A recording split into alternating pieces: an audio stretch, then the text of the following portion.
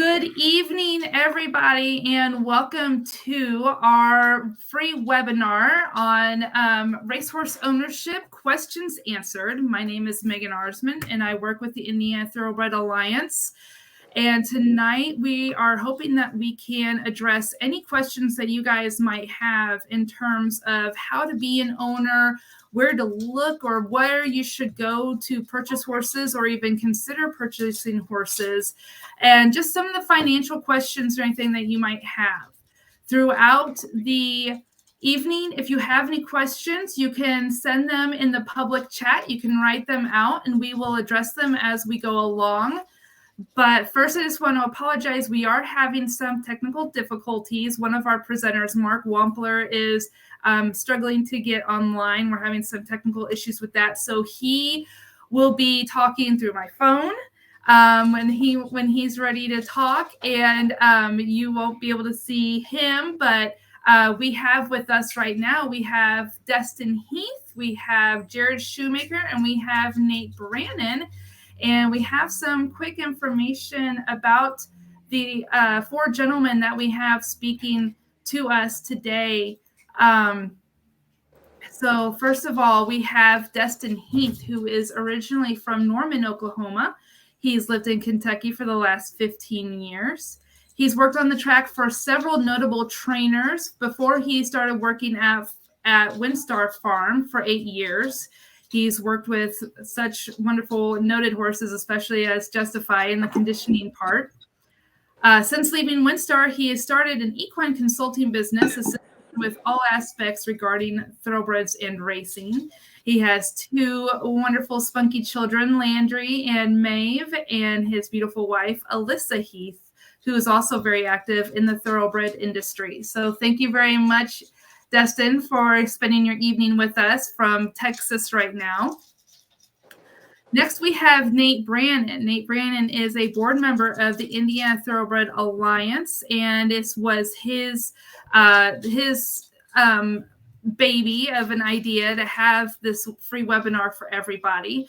Nate is originally from, that is all incorrect. Nate, why don't you tell us a little bit about yourself and give us a short intro on that? I apologize.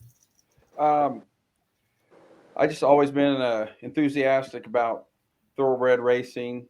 I got involved in, I think it was 2017, with Grand Gesture fractional ownership that the track had, and immediately wanted a little more of the action. So I purchased part of a yearling with Anthony Granitz and worked with Tony, and then started my own fractional ownership team. And since then, I think we've had partnerships on 8 different horses. And we also did a partnership on a breeding, and our first foal is 2 years old now. And just last week with our own mare, or not last week, but 5 weeks ago, we had our first foal from our own mare instead of partnering one. We had our own. Yes, so and you were very a lot of fun. You were very excited with that countdown for Royal Gem having that foal, and soon you'll be having a hopefully a Sleepy Eyes Todd baby next year. So that's exciting. Yeah. Yep, the countdown's already started. Next, we have Mark Wampler, who is the one half of the Pocket Aces racing group. Mark is involved in horse racing and thoroughbred breeding since 1993. He formed Classic Thoroughbreds International, Inc. in 2000, which is a full-service bloodstock agency.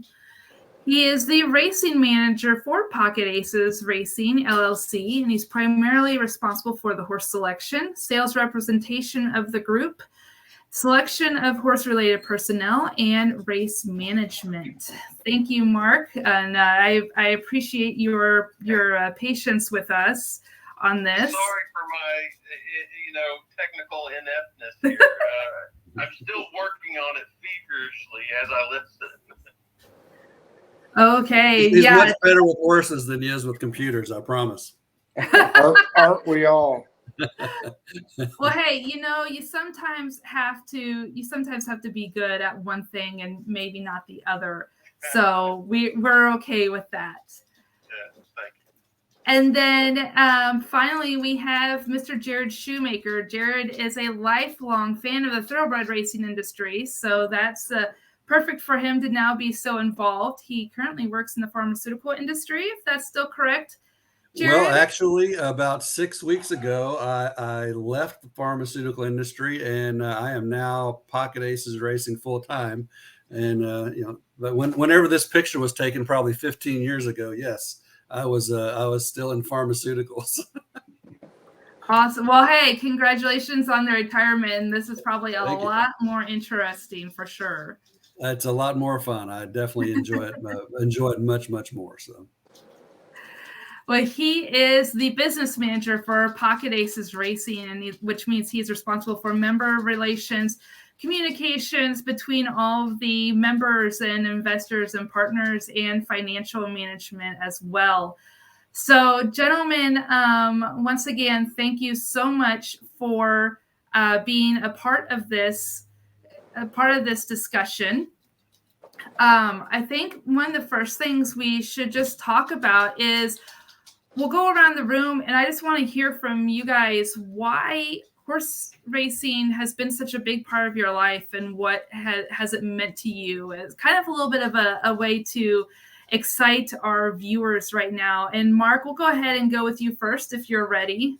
Yeah. For me personally, I got started in the horse business right after college, and I started out basically as a groom in farms here in town, then worked my way up to a groom at the racetrack.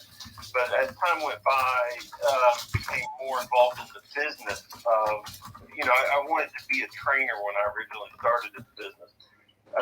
But found out after a while maybe I wasn't, the commitment to that kind of lifestyle. It's a nomadic lifestyle, and it's hard to put roots down. So,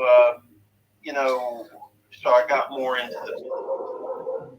When that happened, boy, horse racing really changed my life in as much that, first off, it gave me a career. Before I'd gotten in the horse industry, I'd gone to college, didn't know what I wanted to do with myself in college, didn't know what I wanted to do with myself after college. So the industry and horses were great for me, especially at a young age, and gave me some focus and purpose. And when I started on my own, basically before that I had worked for a company,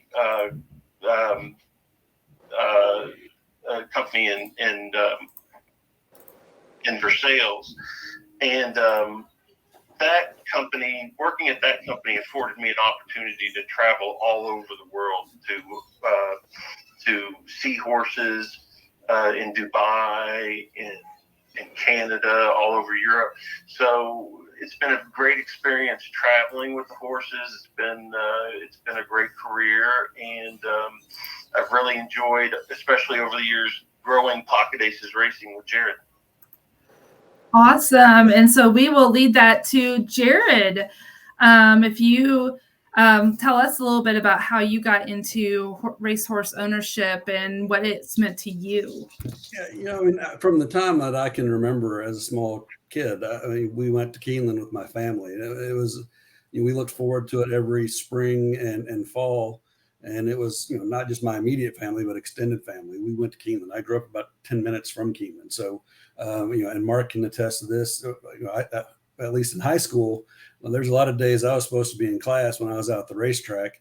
And Mark and I both, we knew each other in college, and we spent a whole lot of time at the racetrack in college. So, we both loved the track and being around the track, being around horses, and really, I kind of went when I got out of school and graduate school, I went one direction that kind of took me away from horses. It took me away from being around horses, and actually Mark and I and some other buddies were playing cards one night, playing some poker, and he started talking about a horse he bought for a client that went up to Charlestown, West Virginia, and won $100,000 and got through its conditions, and Yeah, I only paid $3,500 for it. And we all like, well, hell, we can do that.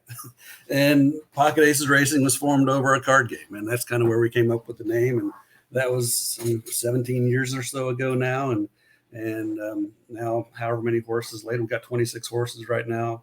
And, we just grown from buying one horse a year. Like last year, we bought like 12. So, we've grown it a lot, and it's just, like Mark, it's changed my life, and it's become my livelihood.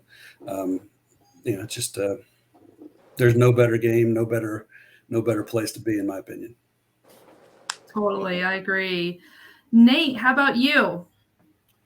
I was around horses a little bit when I was growing up. My uncle and my cousin had some standard breds, and I enjoyed watching them when I could. And then a good friend of mine and myself, we'd go to Churchill for the Oaks every year, go to Keeneland, once in the spring, once in the fall. And then I think it was in December of 2017, we was really wanting to get in on a horse but didn't know how. And I said, hey, let's make a deal. And he's like, what's that? And I said, next year we find a way and we get a part of Racehorse. I don't care what percentage it is, but let's just find a way to do it. So the following year, we went to the Indiana Grand at the time on opening day.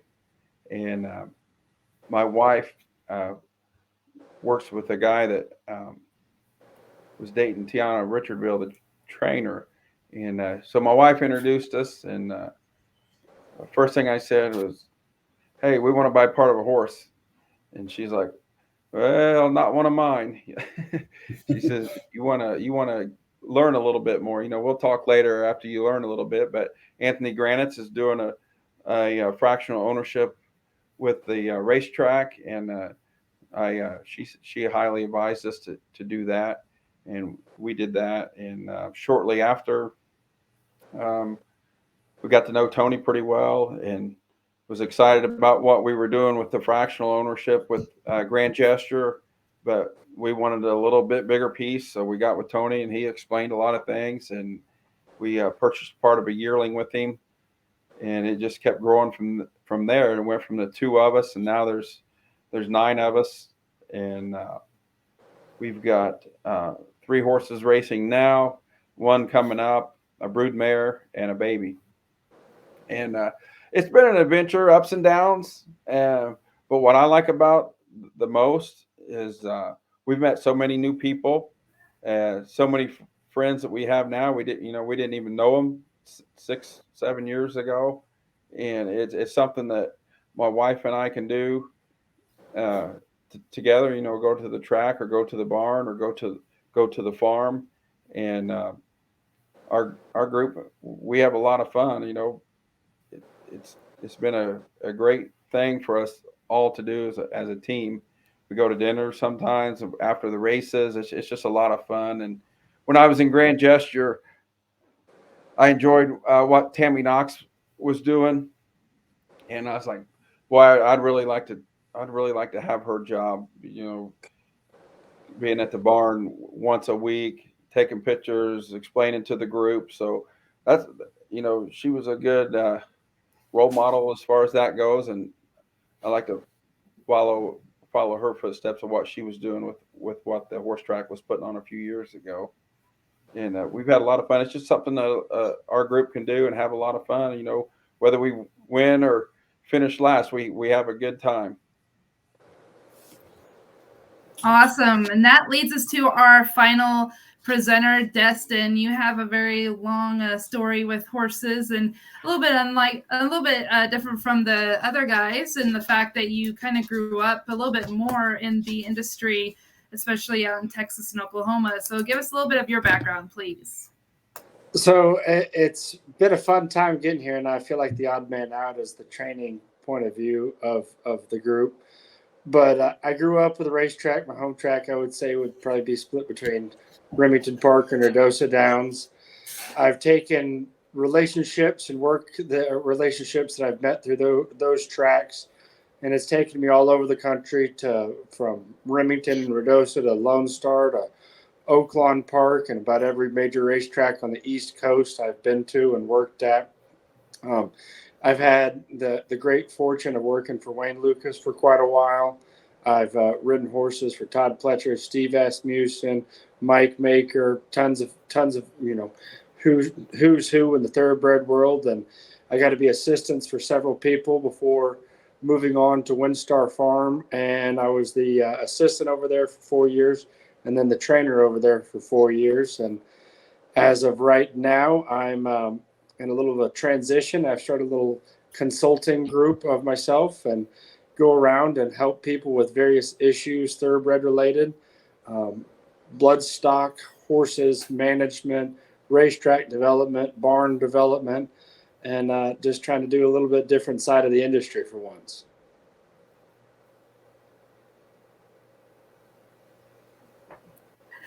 Awesome. Well, sorry about that. We had a little bit of a conversation with Mark going on.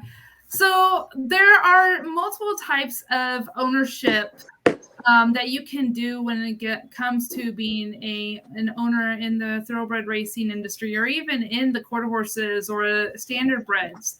The most often you see are single ownerships, which would be one person or one family or stable would own the horse. You have partnerships or fractional ownerships. And then you have the racing clubs, which a lot of tracks these days are starting to have their own racing clubs, or a lot like the Churchill Downs Racing Club down in Louisville, or they also have partnerships with fractional ownership groups. I know Canterbury does that a lot, as Minnesota has worked to grow their industry. And I'm sure there's other states and tracks I'm just not thinking of at the moment. And Horseshoe Indianapolis, when it was Indian Grand, used to have Green Gesture, the standardbred track in Indiana, Harris Hoosier Park. They have First Turn Stable, which is their harness racing club. They just started racing actually about a month ago, and they've got that going. So hopefully we can get one back again going in Indiana for the thoroughbreds. But Mark and well, first of all, let's talk a little bit about single ownership. And Destin, I ask you to come on and talk a little bit about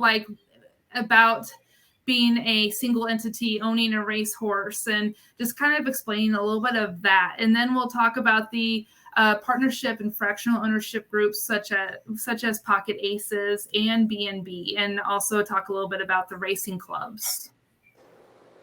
So single person ownerships, they can run as a personal entity, husband and wife. One person can run under a stable. One thing that'll give you is a direct one-on-one relationship with a trainer. That'll give you a direct line to the trainer. You don't have to go through a bloodstock agent, racing manager. But with that also comes assuming 100% of the risk. You get 100% of the bills, 100% of the purchase prices, and 100% of the headache if things don't work out. But with that also comes 100% of the joys when it comes down to winning a race. We all know how well that is to feel when that horse hits the finish line first, and the joy of that. And if you want to have that with your family and share that with a husband and wife and your kids, that's a great way to do it. You can have 100% control of the decisions in that horse. And it can lead you to a lot of freedom, and you don't have to exactly rely on other people's input to make the direction that your horses want to go towards the races. That's up to you and your trainer of how they develop and where they go and which races you point forward to. Right. And so then we kind of compare that with your partnership and your fractional ownership groups. And now we'll listen to Jared and Mark first, and kind of about your guys' thoughts on the partnership and fractional ownership. So maybe explain a little bit of what the difference might be, if there is a big difference between a partnership or a fractional ownership. Yeah, our group, we are basically a public offered partnership group, and each one of our horses is set up as its own LLC, and we've got partners from California to New York, Washington, Florida. I mean, we're spread out all over the country, and kind of our philosophy on things is, what we know about the horse, you're going to know about the horse, so we do truly try to make everybody feel wherever they are that, they are a partner and they're part of the pocket, how we treat them. But, the big thing is, racehorses are expensive, and it's not cheap. Even a $5,000 claimer is going to cost you, $75 to $100 a day to racetrack, depending on where you are and who your trainer is. So, we try to set things up where you've got all the excitement, all of the benefits, all of the joys of owning a horse on your own, but you only have, maybe 1.25% or 10% or, whatever your comfort level is. That's the percent of the expense and that you have. And Mark and I, we do all the legwork and everything. So you got none of the hassle. And that's kind of our approach to things, is that, we just, we're a big fan. We're a Pocket Aces family, Pocket Aces racing team. And whether you own, the smallest percentage that we offer to 49% of the horse, we're going to treat you the same, and you're going to be part of. We want you in the winner's circle. We want you coming to the farm to watch them train. We want you coming to the track to watch them train. Be as involved as you want to be, or as you are able to be. We've got some partners that have never laid eyes on one of their horses. They've been not there. We've got other people that have maybe might have a small piece of one or two horses, and they go 2 or 3 times a month to see them at the farm or at the track or wherever they may be at the time. So it's just kind of, it's just give you all the thrill, all the excitement, all the joy, all the experience of owning one on your own, fraction of the cost, and all of the, and none of the headaches, none of the hassle. So that's our approach. I'm amazed with our partners when we win a race. It never seems to, bother them. They don't get any less a thrill out of it because they own 2% or 5% or 10%. They feel like they individually won that race 100%. How much they own is inconsequential.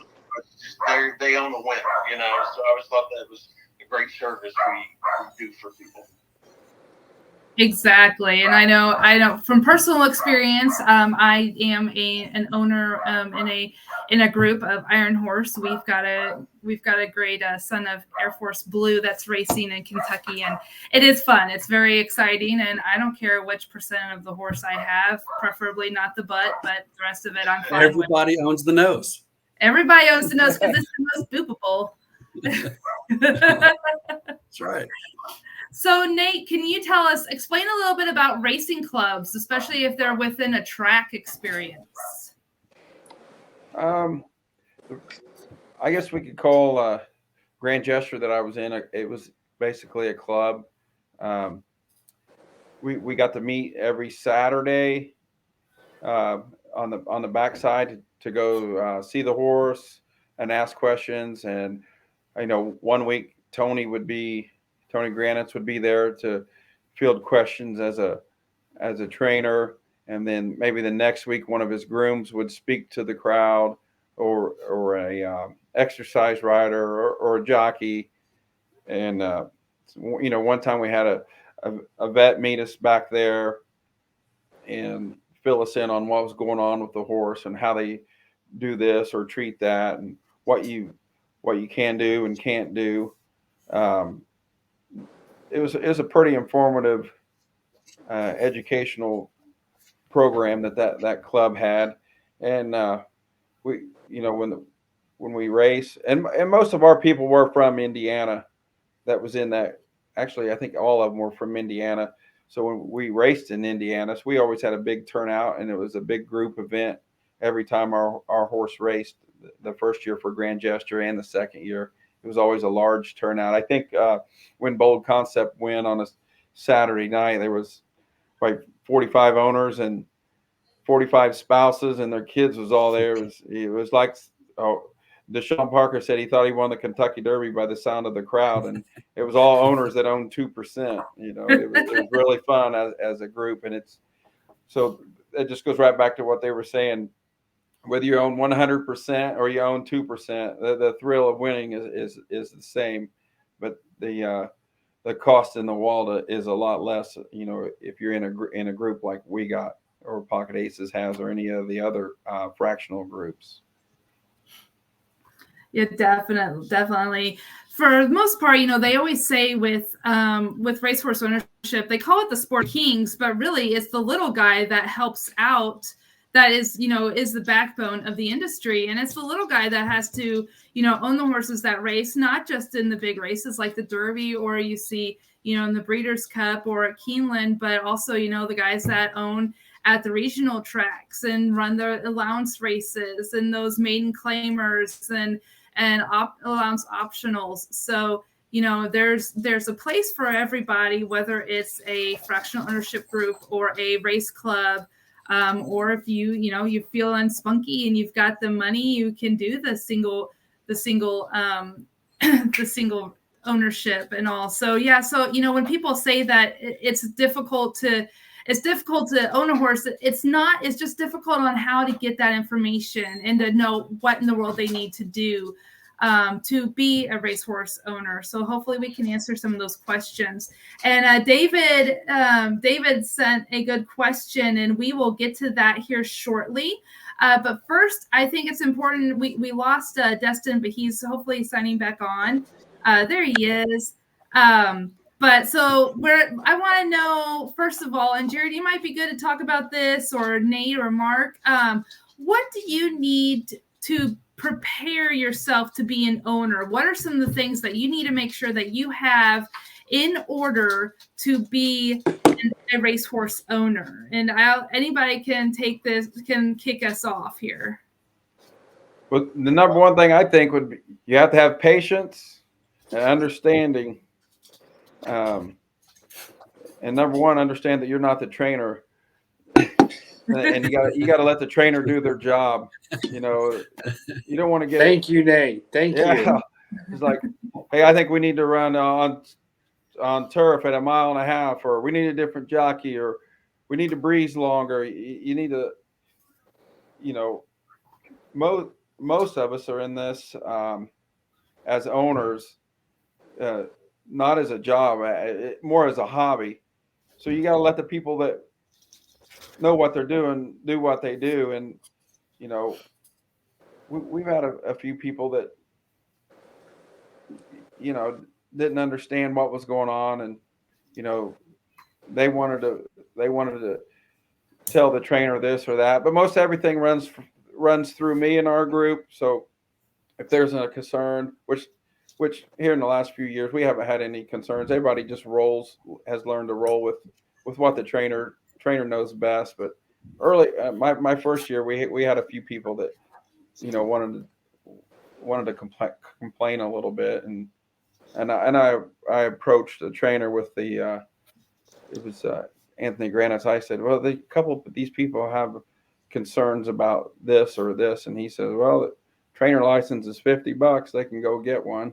I said, so I'm like, okay, I understand that, but yeah, I'd say you got to be patient and understand that these trainers get paid to do their job, and they know what they're doing, and they'll get the job done, or they can put the horse where it needs to be, on the distance it needs to be, on the surface it needs to be. Just patience, I think, is the main thing, and understanding. I sent Megan our notes on a PowerPoint earlier today, and the number one thing at the top was patience, and followed by basing your decisions on the needs of the horse first and foremost, always. You know,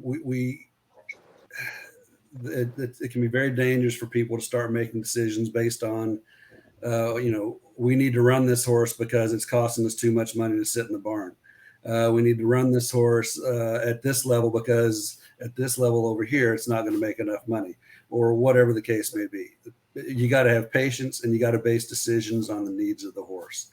And Mark, I think this is probably, you know, take it up from there if you want, in terms of advisors and so forth. Yeah. you know, everybody's echoing the same sentiment about patience, and it's just true with the horse business. You know, good things come to those who wait. And, you got to let the horse tell you or tell your trainer when it's ready to run, when it's at its best. But you know, getting before that even, I think you really need to do a great job of finding, if you don't have any experience in the industry, if you know, you don't do it full time, you're going to need advisors.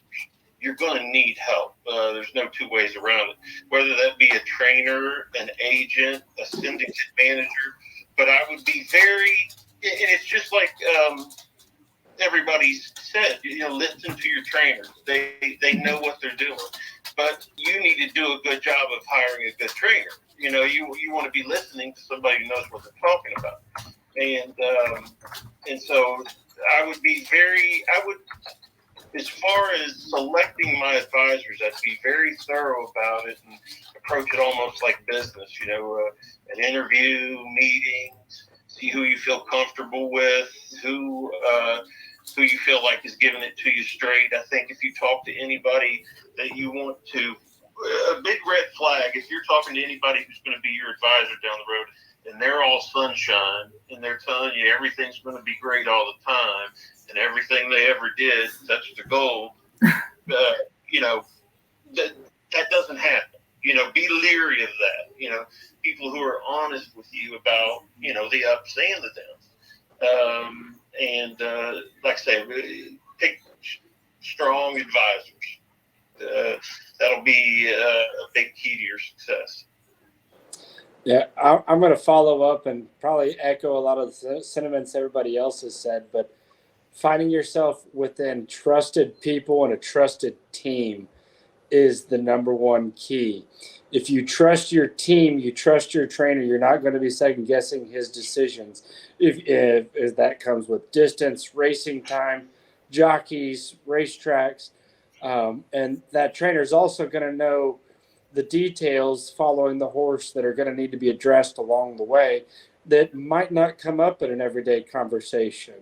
So finding a team that not only can help you select horses that'll fit your lifestyle, but also somebody that's going to present it in a way to you that can be realistic. I'm going to use this as an example. I've got a lifelong friend that called me up early this winter, wanted to get into the horse industry. The only times he's ever been to the racetrack was the day after my wedding, and he went to Keeneland, and I'm pretty sure he had more beverages than he had winning bets that day. But he's hooked, and now he has the finances to do it.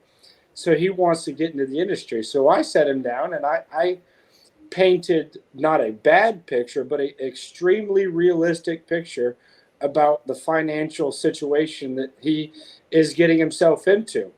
I told him the likelihoods that I thought of us finding winners at any level was less than, you know, picking a stock in the stock market.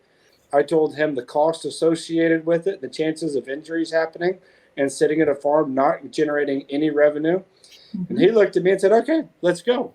So we're gonna go on, and he's gonna buy him some horses here coming up. But it's finding people that you can trust and allow them to do their job and do their business. Like I always tell people, I'm going to train a horse. I'm not going to tell you how to run your business, but I hope you trust me to do it the same.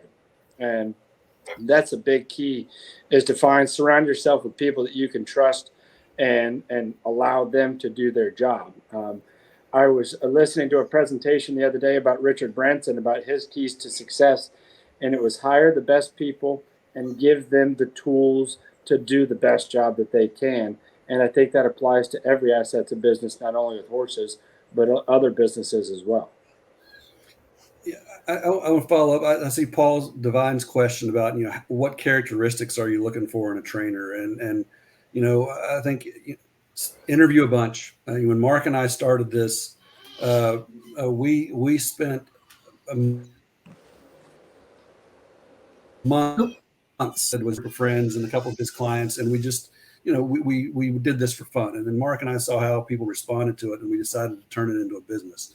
But before we did that, before we turned it into a business and made it a more formal setup, we spent months calling people in the industry, calling people that we knew that owned horses, calling people that we knew that had participated in early partnership groups like Dogwood, and finding out what had been their experiences, what worked well, what didn't work well.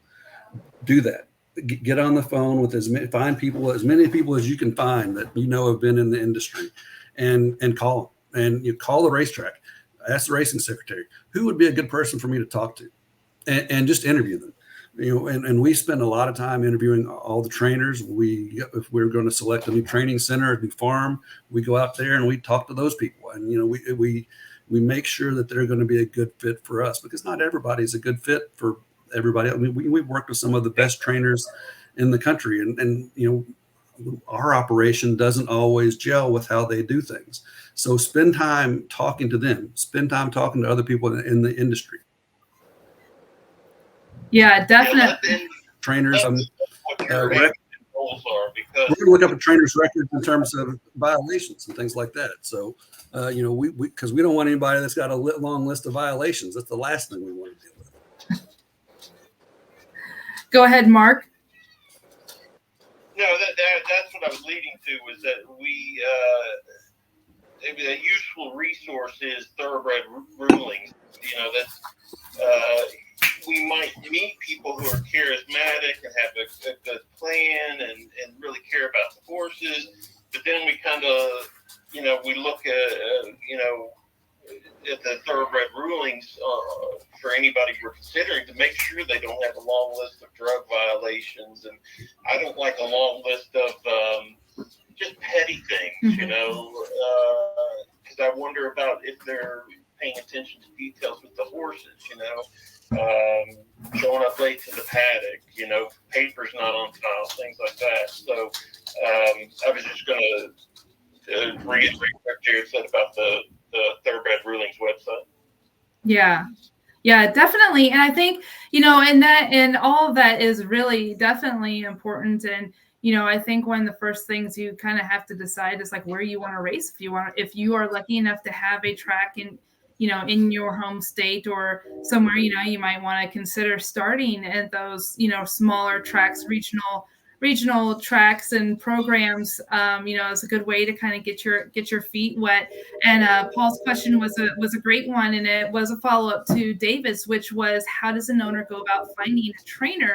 And it makes me wonder, which do you do first? Is it find the trainer or find the horse? Is it the chicken or the egg? Which one do you guys, Destin, what do you recommend? Do you find the trainer first and then you guys go searching for the horse? And we'll talk about where to find the racehorses later, but let's talk about finding the trainer, because that's going to be your most important partner and asset for the entire thing. So Destin, which do you prefer as a trainer and as somebody that is, consulting with people right now getting into the industry? I think it really truly depends on the goals of the individual owner. Like, for example, if somebody came to me wanting to go to the racetrack and start claiming some horses, I don't have much experience claiming horses. I'm not going to be your guy. I'm going to help direct you towards somebody else that wants to get in at that level with claiming horses. Young horses, 2-year-olds and training horses, breaking horses, rehab horses, that's my forte. A lot of people have come to me lately having me be a resource in that kind of aspect, and I can be helpful for them. So it really depends the clientele's goals. My friend that we're going to be buying some horses for, he wants to go in at the 2-year-old and training cell level. So I think that's, we're going to figure out the horses and then try to match those horses to where they would fit with the trainers. If it's a 2-year-old that looks like it's going to be precocious, that's going to be definitely a different type of trainer than something that's going to look like it's going to be a 3-year-old or turf or dirt. And then realistically, the big thing you need to look for when you're training, like you said, Megan, is the circuit that you're going to be on. Is it you're going to want to race in New York or Florida or you're going to want to be centralized around Kentucky, or if you want to have something that could, a system, say, for example, Steve Asmussen's, that he could probably mark a spot in any condition book for any horse in his stable, get on a van, and they could be there within a few days and race in that jurisdiction, and everything is very smooth and transitions. So it really depends the individual owner's goals, and then you try to match those along with the horses that are available for that owner to the trainers that will be the most successful. One thing that I find that I preach to a lot of people is you always want to be in the top 51% of a person's stable. You don't want to be that bottom 49% of somebody's stable, because I'll be the first to admit it, they're probably not going to give that horsey as much attention as they top 51%. We can say that we don't, but let's be honest, they don't. And that's a big thing to do. So if it's Todd Pletcher, for example, if you have a horse that could be main special weight, allowance, or a stakes winner, he's going to do really well by those horses. But if it's not that caliber of horse, he's going to very quickly tell you, hey, I'm sorry, guys, this is not going to work out. You'd be better off going to a lesser circuit somewhere. And I think you really need to be applicable to know the level of your horse and try to match that with the trainer going forward. Right, for sure. And I think that's really important. You guys anybody else have anything to say? In terms, I know Nate, you kind of went along with who you got hooked up with when you were with Grand Gesture, when you started working with Tony, and now, and kind of you had those connections with Tiana, and all. If you wanted to speak a little bit about your experience of choosing the trainer. Yeah, Tiana and Anthony Granitz, they've both been great trainers. We've had a lot of fun with them. We trust them 100%. It was mostly about opportunity. It was the first two trainers I met, and everything's worked out great with both of them. So we just been sticking with them. And for our group, it was just about opportunity. And Tony kept presenting us opportunities, and we had about 5 with Tony, and we slowed down just a little bit and wasn't sure what direction we were going to go. And another ownership group that we were matched up with in Granitz's barn, he had a horse coming 3 and was looking for partners on it. And I went down and looked at it with Tiana, and she said she would be interested in a partnership with it. And we were too. So, that opportunity worked out for us. And then with the same partner that we got matched up with in Tony's barn, we did our first breeding, and we now have a 2-year-old, and we're partners on that. And Tiana wanted in on that one too, so she partnered with us on that one, and just everything's worked out great. We've had no complaints with either trainer, and we trust them, and they do. Our most important thing is they do what's right for the horse, and I made that up front. I said we don't want any shady stuff, and we don't want any violations, and we just we want to do what's best for the horse. If we got a horse that can't win a maiden special weight, then let's go to a 10 claimer. If we got one that can't win a non-3, let's go to a claimer. And what I like about both Anthony Granitz and Tiana Richardville is, that it's like they've taken our group under their wing. They look out for our wallets as much as anything else. They're like, hey, this horse isn't capable of doing this, but you can't fall in love with them. We're going to have to drop them into a claimer class and do what's best for the horse competitively, and do what's best for everybody else's wallet as well. And I think it is a relationship with both of them. I'm going to follow up on that. I think it's a major part of a trainer's relationship to have a fiduciary duty to monitor the expenses for the horses. If there's no way that they're ever going to recoup any of those expenses, You've got to be able to relay that to the owners and the management partners of the horses and display that, because they should be receptive that you have not only the horse's best interest, but the owner's best interest as well. Exactly. Mark or Jared, if you guys have any input on finding and working with the trainer.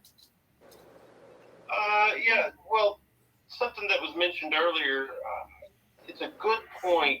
I always felt like I wanted to have a trainer that was on equal footing as us as an owner.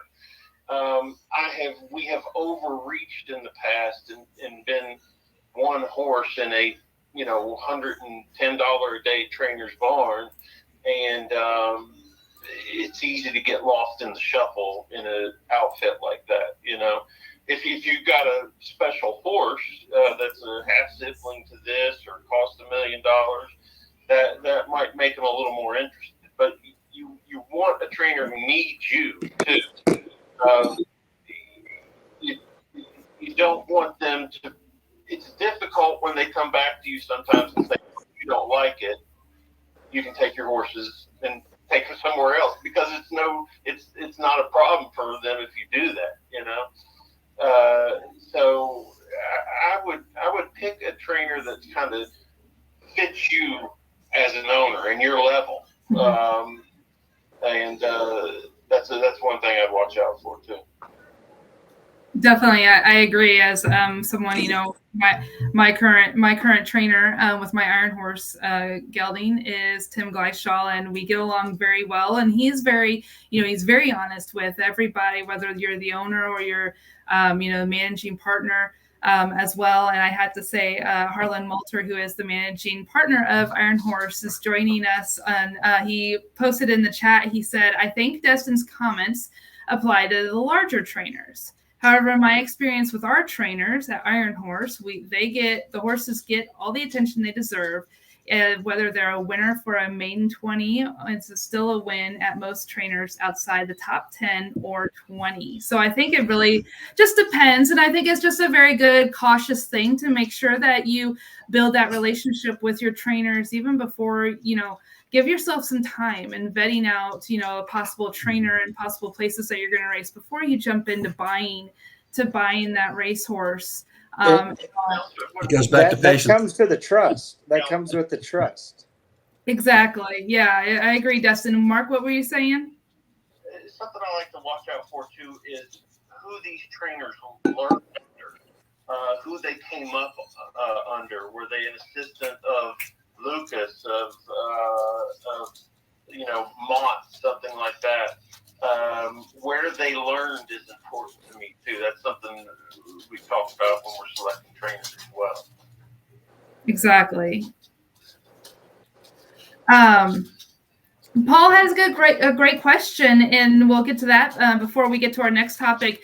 For those looking to participate in regional programs, for example, Indiana or Ohio, are there training centers that you recommend that don't necessarily involve the cost of shipping to Florida or South Carolina or Southern California, while still providing your horse with excellent care? And I think that's, a lot of times you're going to see horses that, for me, you see a lot of them training down in Kentucky and shipping in and all. But I will let Destin, why don't you talk a little bit about that, especially for the regionals. You've got Indiana, Ohio have great breeding programs, regional breeding programs, as well as, like Virginia and some of West Virginia does. So yeah, how do you go about kind of doing that and being able to afford that? There's great regional programs everywhere. And, the more you look into it, there are smaller training centers with small time people everywhere. There's great places in Middleburg, Virginia, for example, that have great storied history. There are small training centers in upstate New York, Pennsylvania. And, you just have to do your research. You have to be able to figure out who you can trust there. And, a lot of those places are very affordable for the services that they provide. And, it's a good thing to research because there's a lot of them out there that people really don't even know about, and you can look into them, you can develop new people and learn about regional programs and things that they really don't know exist until you start diving deep into them. For example, I've learned a lot about Texas working with these guys at Highlander Training Center down here. And I've learned a lot more about the breed program, the racing program, all the way up to the legislative part of the program down here in Texas. And you can really just kind of get immersed in individual locales and learn a lot more about them. And it just takes time and depth and knowledge of who to ask and where to go to find those. And you can figure most of that out on the internet anymore. I would echo there, or just add to that. Turfway Park is now training year round, and if you want to race in Ohio and Indiana, there are a lot, and we use several of them. Smaller trainers that have smaller strings of horses that are going to be stabled at Turfway, and they're going to ship to Indiana for not very much. It's an hour and a half or something like that, or they're going to go to Belterra Park or maybe up to Thistle Downs, or if they got a good horse, so out of Turfway Park going forward, at least for this year, and hopefully they continue this on in the future. There are a lot of good trainers with small strings of horses that are hands-on, that are always putting their horses first. They're going to be able to easily get their horses to Indiana, Belterra Park, or even tracks in Kentucky. So, one thing I do want to echo on that. When you're at a place like Turfway Park or the Thoroughbred Center or Skylight, you're not constrained by the racing secretary's thumb. You're not forced to run at that specific racetrack X number of times, or the trainer's not going to get stalls again. So with that aspect, he can actually provide the horse a better service and help provide the owner a better service by being at one of those locations because he has so much more options available for them. Yeah, if you got a horse that that's based at Churchill, and the Churchill, and maybe it can be running an allowance in Indiana, but it needs to be running for a $20,000 or $30,000 tag at Churchill. But if you're running for that tag at Churchill, you're going to lose it, and you're in a tight spot. So it's definitely something to consider as you're interviewing your trainers. You find out what kind of flexibility they have to, if they've got stalls at Churchill or a track like that they've got some flexibility to race somewhere else.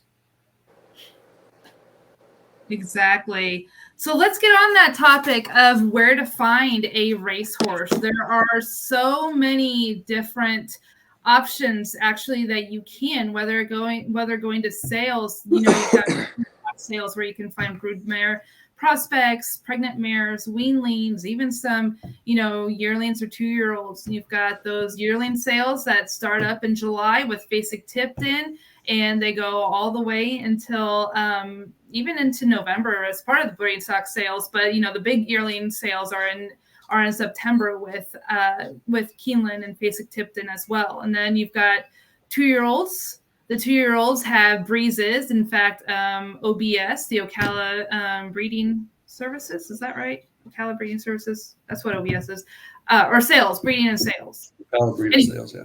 Yeah. So OBS is actually kickstarting next week. Is that right, Destin? Those are the 2-year-old breezes? Yeah, Tuesday of next week. Yeah. They're breezing this week. The breeze show is going on right now. Okay. And they'll start selling next week. Correct. Okay. And then you've got your horses of racing age sales, which I know Keeneland is going to be having one to coincide with their April meet, and then online auctions. Which you can find from Wanamaker. I think Face of Tipton's starting to do online auctions. And then, you've also got your regional sales. Itoba has a sale, and I know Ohio has sales.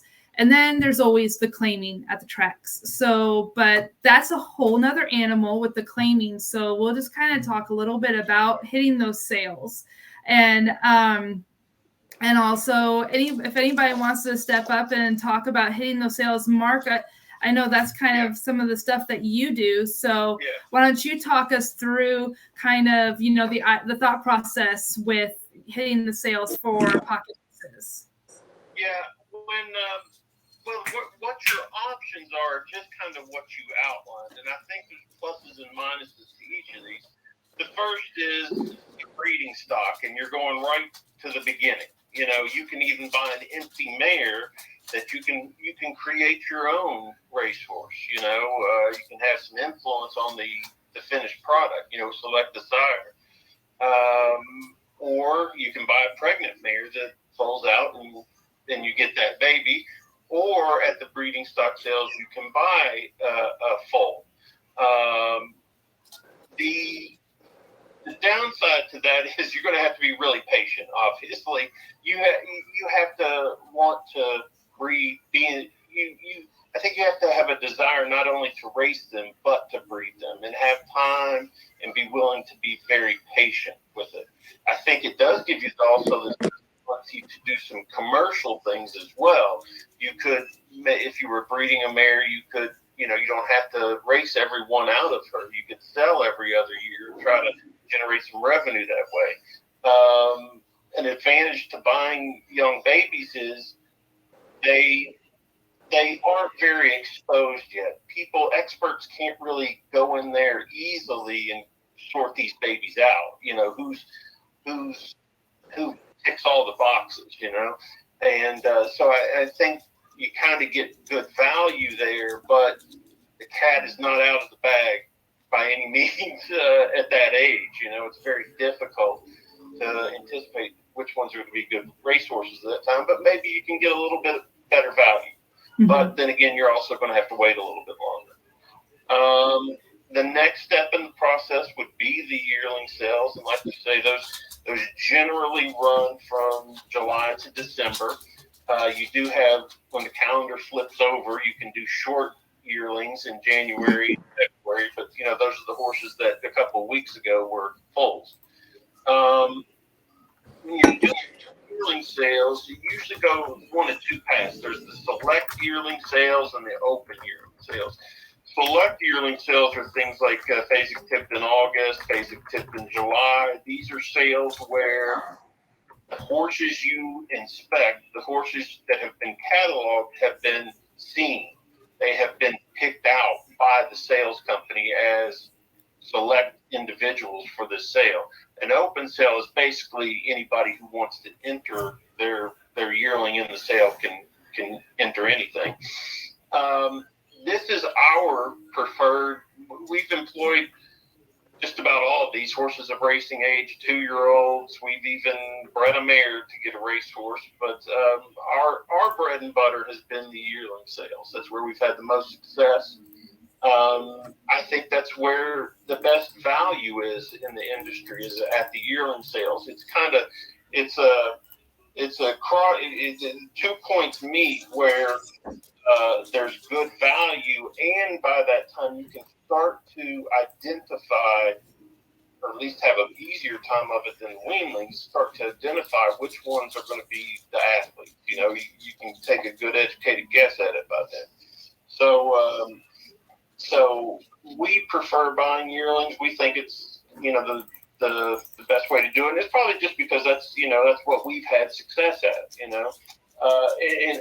And one thing that really helps you find value with these yearling sales is they're generally the bigger sales. There's 3,000 horses in September, and basic tipped in October. That sale's gone to, I think, at least 4 days now.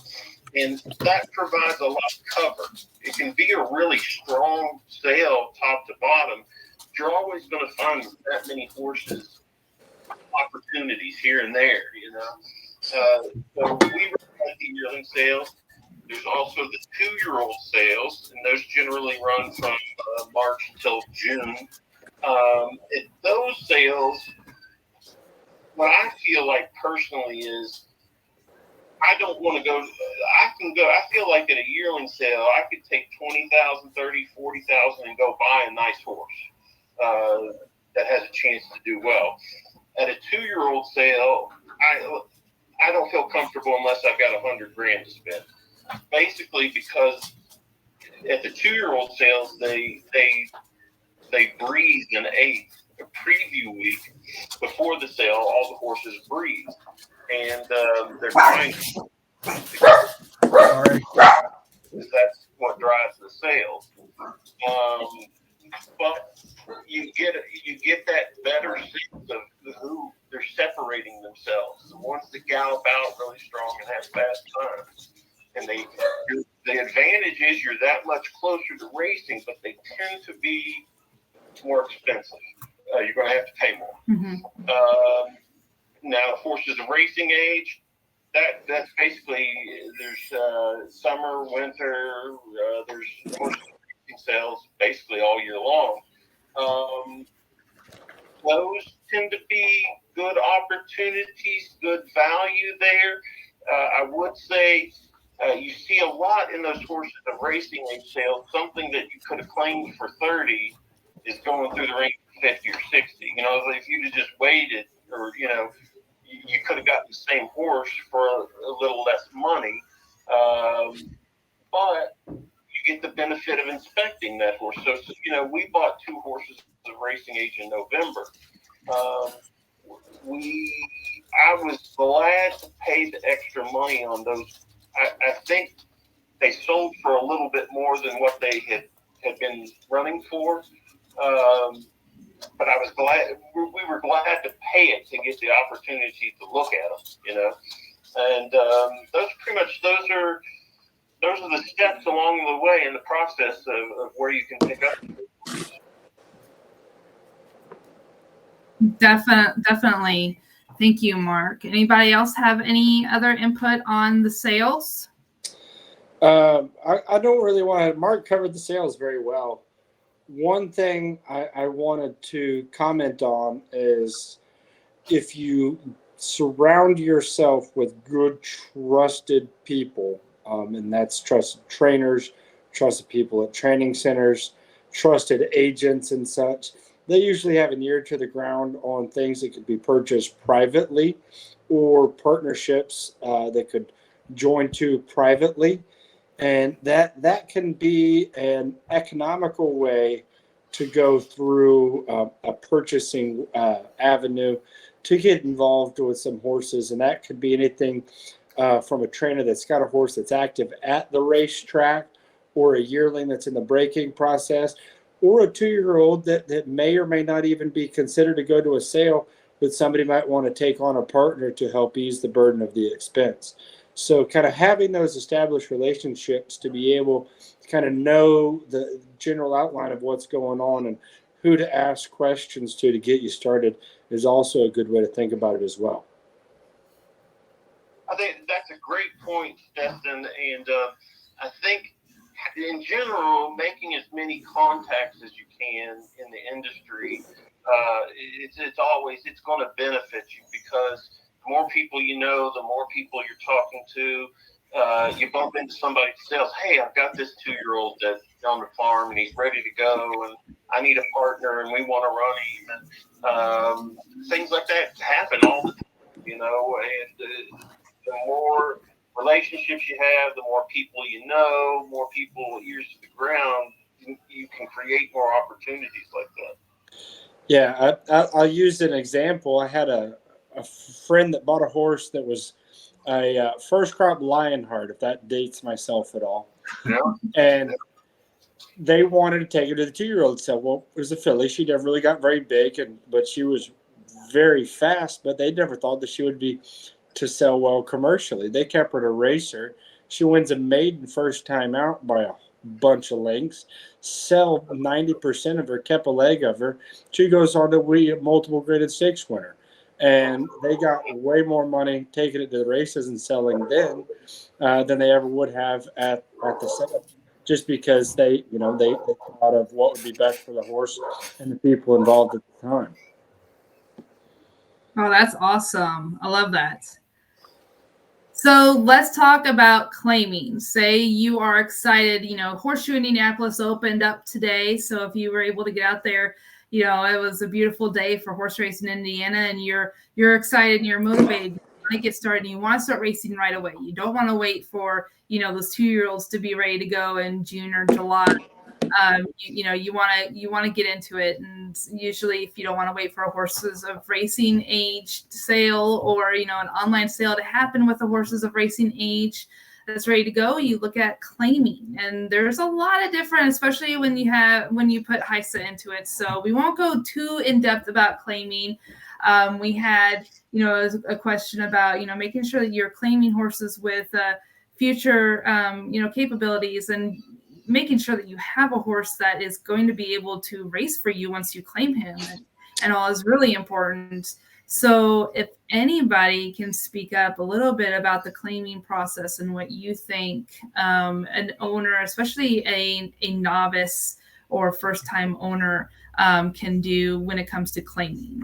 So one thing I've kind of advocated on to people about claiming, and I'll say this, I'm not an expert on claiming horses, but I do see that there can be some good value in some claiming races with first-time starters, but I also feel like there can be some large red flags in claiming races of first-time starters. For example, well-bred homebreds that are going into first crop or first time out for a tag, or high sales prices that are going first time in for a discounted tag. Those can definitely be things to look for or things to avoid. But with that being said, your conditions with maidens are always available to continue to create more value for those horses if you are to claim a maiden. For example, there were 4 Kentucky Derby winners, 3 officially, that ran for claiming tags in either their first or second starts. So to talk about the kind of value that could be created by claiming maidens, that can be something that people look for. And that's kind of something that I've advocated to some people about, is looking for maidens with some conditions left to claim. I would say I would add 2 things on if you're looking at claiming a horse. First and foremost, know the claiming rules of the jurisdiction you're looking in, because they're all different. Yes. The claiming rules in Kentucky are different than the claiming rules in Indiana, different than the claiming rule. Claim a horse at Keeneland and run it 2 weeks later at Indiana, but that's not going to happen because it's against the rules. So definitely want to know, first things first, know the rules of the jurisdiction. And secondly, it goes back to selecting that trainer. And there are some trainers that specialize in claiming horses. It's their bread and butter, and they've got people, they have contacts in every barn on the grounds of the racetrack, and they know if this horse has been, is problematic and walks the stalls all the time, and if this one's, got bad ankles, or this one's got a bad hock or a stifle. Find a trainer that's got those contacts. Again, obviously much easier said than done, but look if you're looking to get into claiming, look for trainers that specialize, that claim a lot of horses. We have trainers that we use that do a lot of claiming. We have others that dabble in claiming. We have other trainers that never claim anything. And you want to make sure that they would claim something if you asked them to, but that's not really what they want to do. So make sure that the trainer you're selecting for claiming is somebody that does a lot of claiming and kind of not, I would say even kind of specialize in it. That's where they make their living. Yeah, those kind of trainers, they see something not only on paper, but physically. They watch a lot of training. They read a lot of works. They watch a lot of videos, and they see things that they can improve on, or at least they think they can improve on, to make that horse more valuable to the owner and more valuable to them. I mean, take Steve Asmussen, for example. He's won more races than anybody in the world, but he is still active at the claim box every meet he runs. And I mean, he's constant in it. And I mean, I saw him claim horses at Lone Star Park opening weekend, and you'd think, why is the winningest trainer of all time claiming horses at Lone Star Park? And it's because he can see something he can improve on and make that horse more valuable. Yep. Mark, what did you have to say? Just that when we are claiming horses, some of the first things we ask our trainer are not about the horse's form or what they know about the horses. Who do they know in that barn? Who can they call? A lot of these good claiming traders have connections all over the backside. They can pick up a phone and find out, medicine any horse is getting, what he's on, so I felt like the good claiming trainers tend to, they have good connections all over the track. They can, when we want to claim something, we want the inside story. We know what the horse is on paper. Have you heard that he's been a little off the last couple of days? We look for that kind of information. Right. So we've gone ahead, and we're, looking at sales, we're looking at claiming. Let's talk about the elephant in the room. Of course, today is tax day. So, everybody's got the finances on their minds. So let's talk a little bit about the cost of thoroughbred ownership and some of the things that everybody needs to kind of be aware of. And I have to thank Jared and Mark for putting this slide together. And mind you, this slide that we're showing for the cost of thoroughbred ownership, that can vary greatly depending on where you are, the type of ownership that you have, the type of horse that you have, your trainer, and everything. But this shows a great general idea of what you need to think about when it comes to the cost of thoroughbred ownership. So Jared, I believe you're the one that kind of puts this stuff together, and you're kind of the money guy. So can you talk us through this? Yeah, again, this is primarily cost of ownership experience, and at least with the trainers. And when we started, it was a whole lot less money than this. But in general, this is the rate that we see of trainers at the racetrack now. It's in that $75 to $125 per day, and that is typically, and that's when they are. That's when the meet is running. There's another $7 to $10 or $15, depending on the track, of stall rent whenever the meet is not engaged. So that can go up. Blacksmith, typically, what we see from it's a $150 to $200 a month range. And on the vet and dentist, chiropractor, there's half a dozen other kinds of therapy and different wave therapy and shock wave therapy and laser treatments and this and that. And so this vet, dentist, chiropractor bill, it could be a whole lot bigger than $1,500 a month, just depending on what's going on with the horse. Race day expenses, a lot of people don't really understand. Jockeys, they get paid a standard mount fee that tends to be in the $65 to $125 range, depending on the track, depending on the level of jockey that they are. A jockey commission, they get 5% of the horse's purse earnings on a place in a show. They get 10% of the purse earnings on a variance there. There's, it's 10 to 12% of the purse earnings. All of them collect first through third. Some of them collect on that first through fifth place. It just depends. Most of our trainers, if they win, they will, add a stakes bonus or a groom bonus or something like that to add on to give to the guys or the gals that are taking care of the horse for them every single day. There's pony to post fees that, the time you see those ponies taking the horses out and leading them around the track, you're paying for that. Some tracks have start fees. There's Lasix fees. There's some of them have aftercare. And then vanning, depending, these are, again, general prices, but, Lexington, Louisville, usually, $250 to $300, Louisville to Horseshoe, $400 to $500. And whenever we send something south, it's going to be $1,500 to $2,000 at least. And now, again, we always send our horses in a box stall, which costs a little bit more. So you can get the vanning less than that, but we try to make sure that they are as comfortable as they possibly can be, whether it's a short ride or especially when it's a long ride. And we tell folks that you got to depending on on the track, $50,000 to $60,000 a year per horse, and that's whether you've got a $5,000 claimer or you've got well, if you got a graded stakes winner, it's going to cost more because the commissions that you're paying the trainers and jockeys are going up through the roof when you do that. But it's expensive, and you need to know that going in. And just on money, Perush, I would say how you become like Maggie Moss. You surround yourself with great people, and you start off with $500 gazillion, and that's what you do.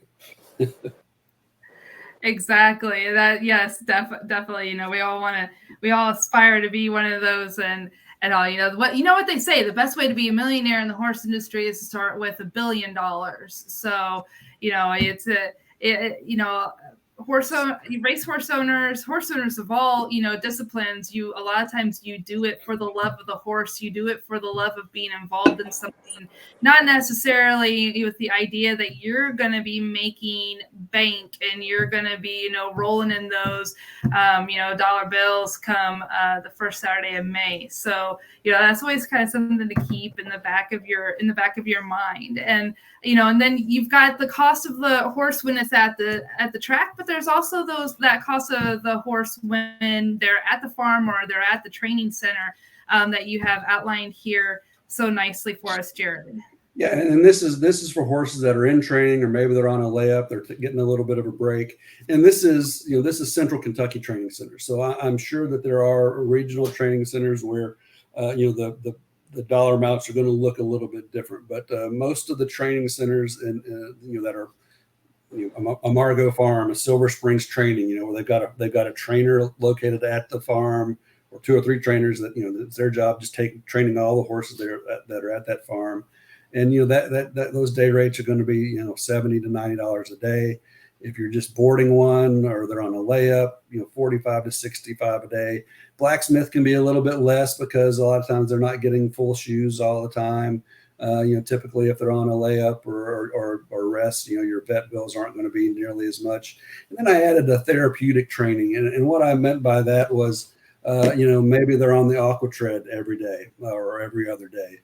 They're walking in it's a treadmill with water to build up resistance and strength and stamina.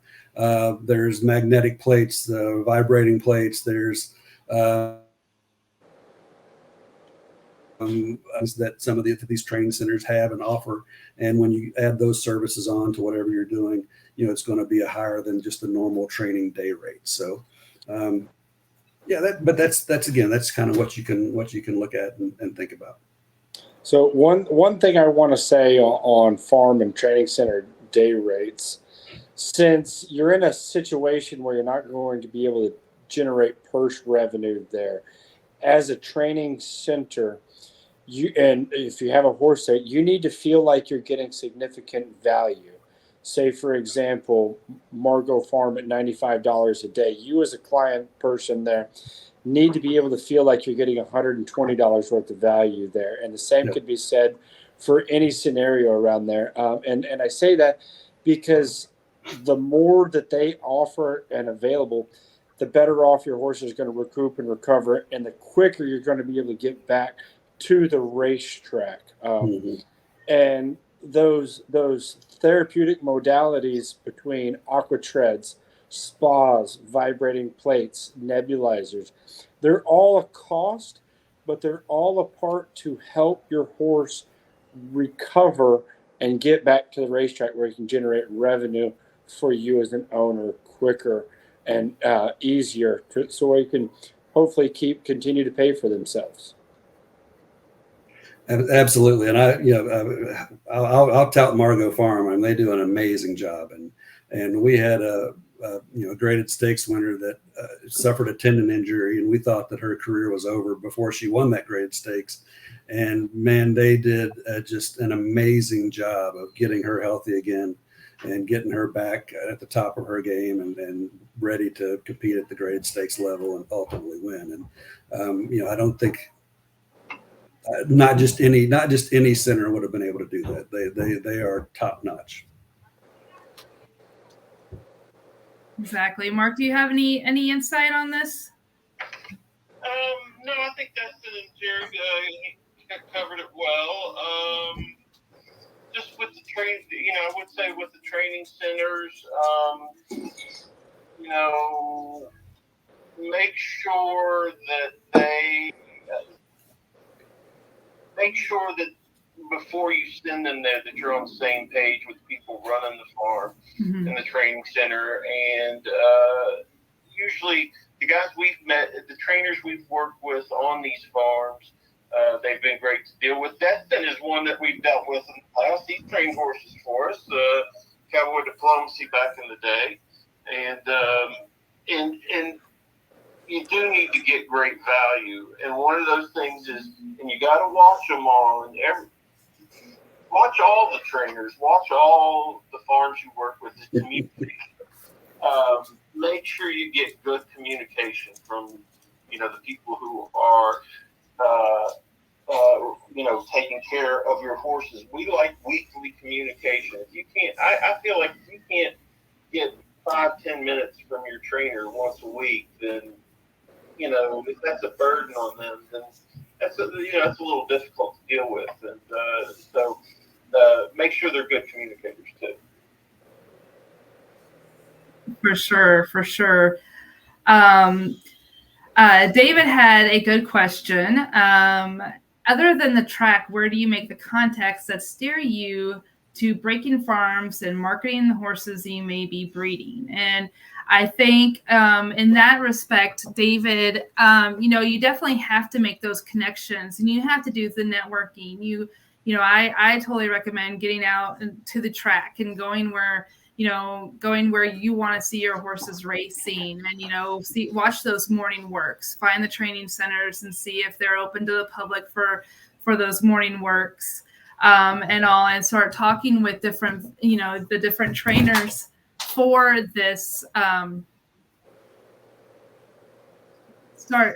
Talking to the different trainers that are there. And then find the different associations and groups that might be in your area. I know for Indiana, we have the Indiana Horsemen's Benevolent and Protection Association, HBPA, which are all the horsemen that are, behind the scenes of the track. You have the Thoroughbred Owners and Breeders Association, and you have the Indiana Thoroughbred Alliance. And that's a big part of what the Thoroughbred Alliance's aim is to kind of help increase the access to resources, whether it being for, breeding knowledge or racehorse owner knowledge and that sort of thing. That's why we're having this webinar, the only one of its kind. So it's a lot of doing your networking. I do have to say, if you ever check out Thoroughbred Owner View, it is a great association website with the Jockey Club and the National Toba Association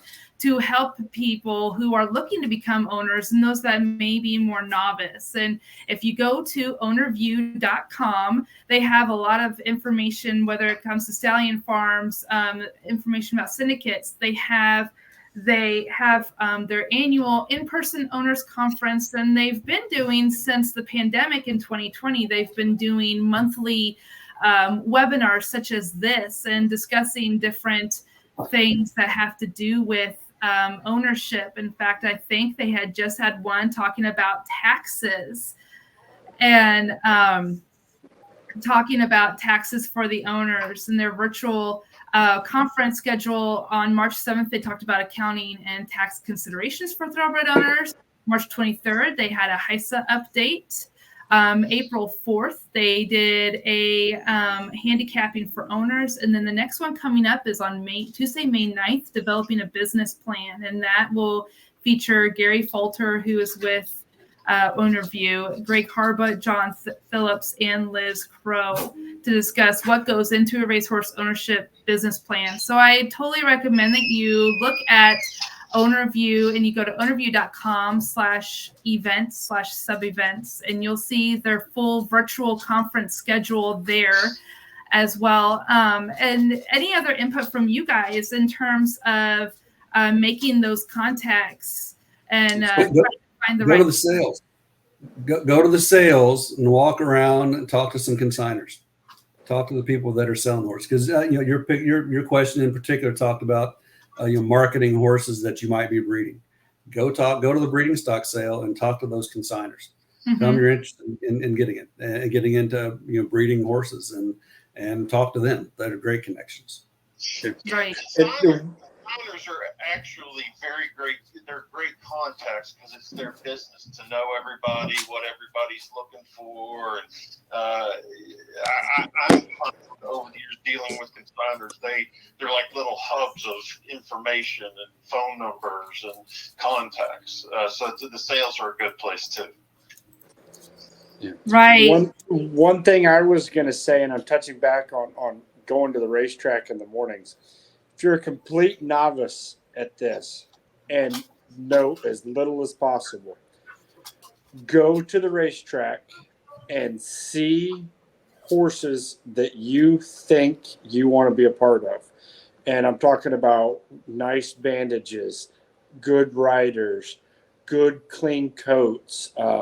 See horses that that are presented well on the racetrack that you think you would like to be a part of something like that, and ask people there, whose horse is that, or follow the horse if you can at the racetrack back to the barn, see whose barn it is, and just start talking from there. I know somebody that literally knew nothing about racehorses, went to the racetrack, saw a horse with 4 bandages, a nice saddle pad, a good capable rider on there, shiny coat, good mane and tail, followed it back to the barn and got started in ownership that way with this trainer. And they've been together over 10 years. And I thought that was the most simplest, most basic things that anybody's ever told me. And it worked because this guy, he'd seen horses in the movies and he had bet on horses at the racetrack. And that was the only thing he knew. That's great. I would echo that same thing that Dustin said. Just get to the track. That's what I did. Just went to the track, started meeting people. I mean, I can't speak for larger markets and larger trainers, but in Indiana, you can approach about any trainer on the apron or in the track kitchen.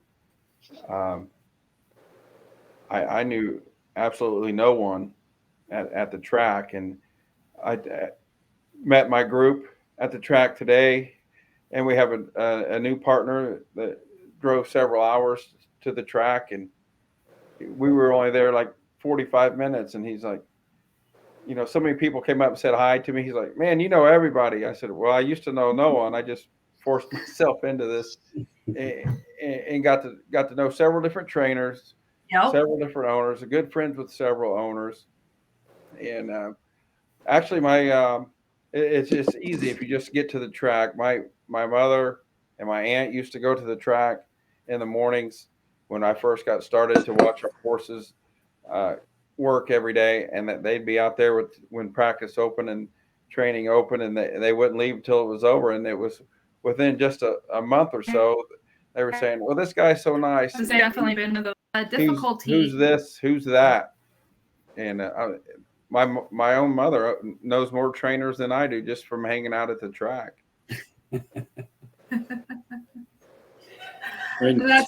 And I do have to applaud you, Nate, because you are kind of one of those like, you definitely started from the ground up, and I've known you for many years, and it's been a lot of fun to see you evolve from, the guy that was in Grand Gesture and then that attended the fractional ownership seminar that I had and was inspired by, Harlan talking about his experiences for Iron Horse and definitely with Bucaro. So yeah, very, very cool. I'm going to do one last call for questions. If anybody has any questions that they want to type into the chat, and I just want to kind of share some resources. If you happen to be ready and looking, you're like, hey, I came on this because I wanted to learn more about what horses I could buy or where I could get these horses.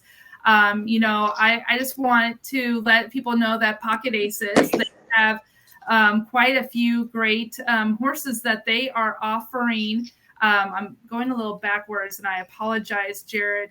That's okay. They have some horses that they are looking to expand more into racing in Indiana. I know Springcliff Farm, who was one of our higher one of our foaling farms. They actually have a few horses, Indiana breds, Indiana sires, that they are looking to sell with partnerships or singles.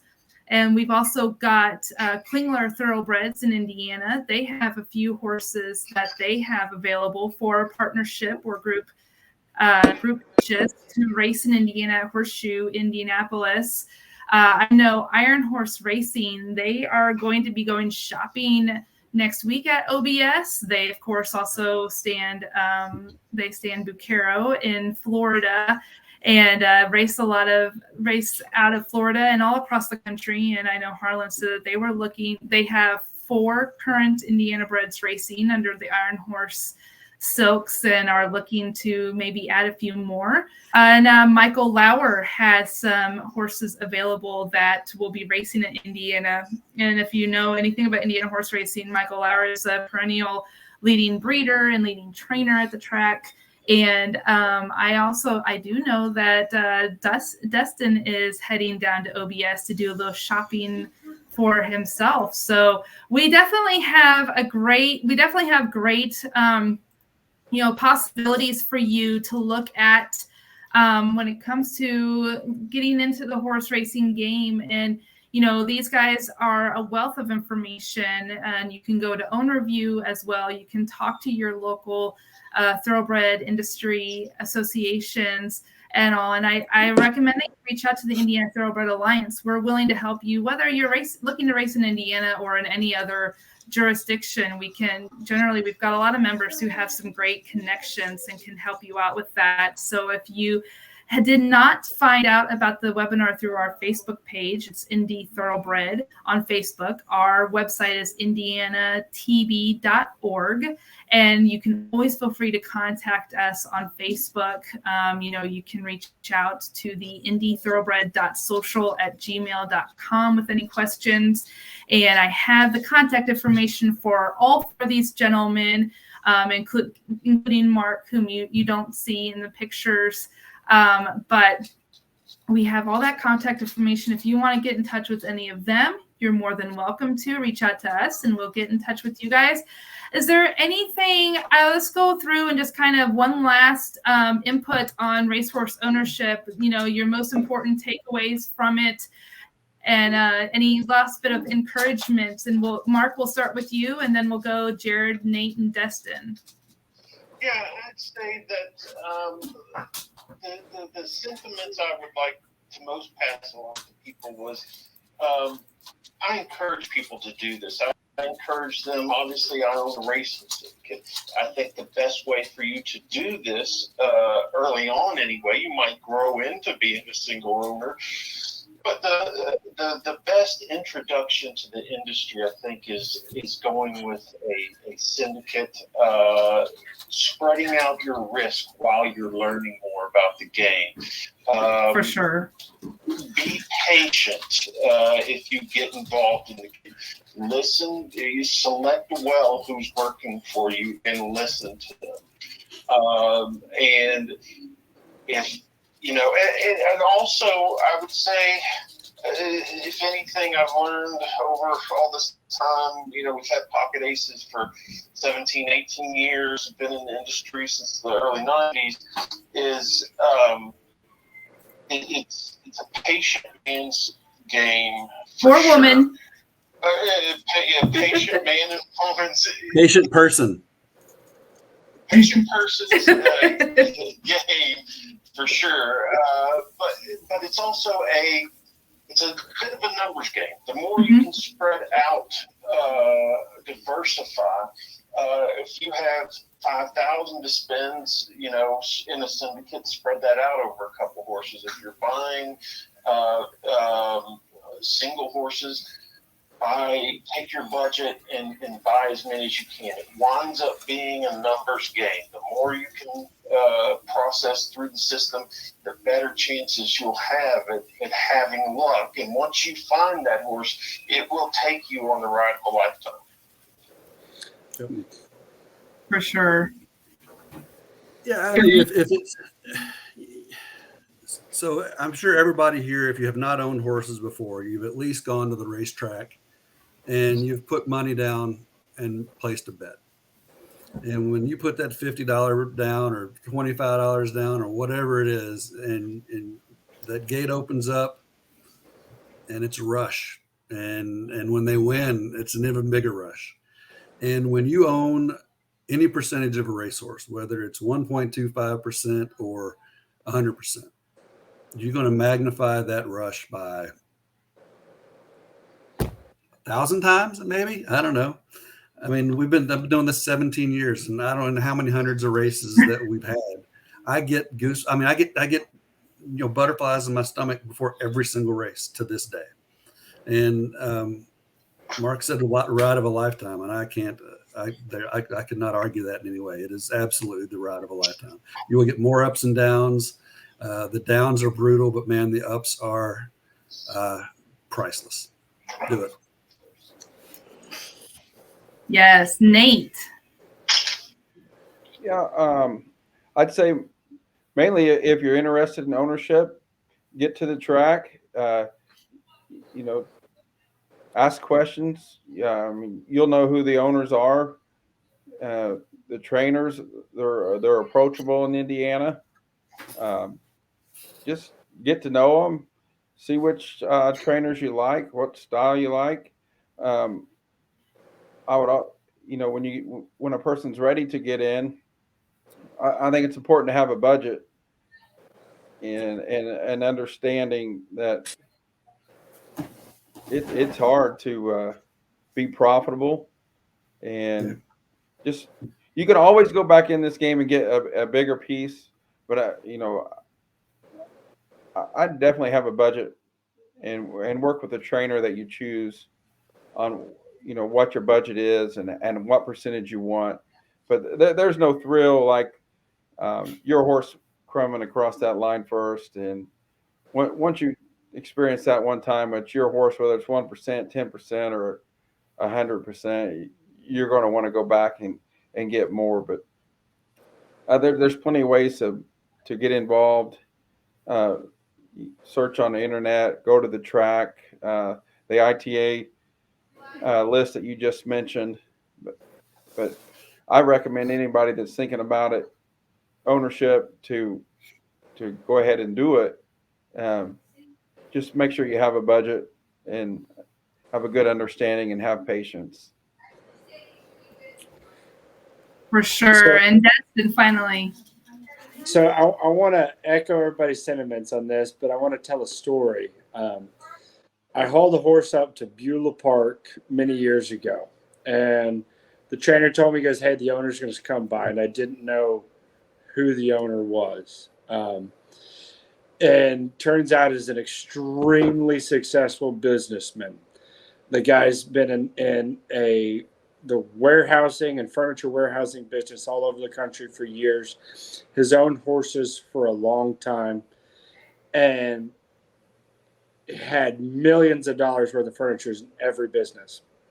So we're sitting there and we're watching this race, and it's dead of winter in Grove City, Ohio. It's cold. It's miserable. The whole time I was driving up there, I'm thinking, why are we even going? They're not going to run.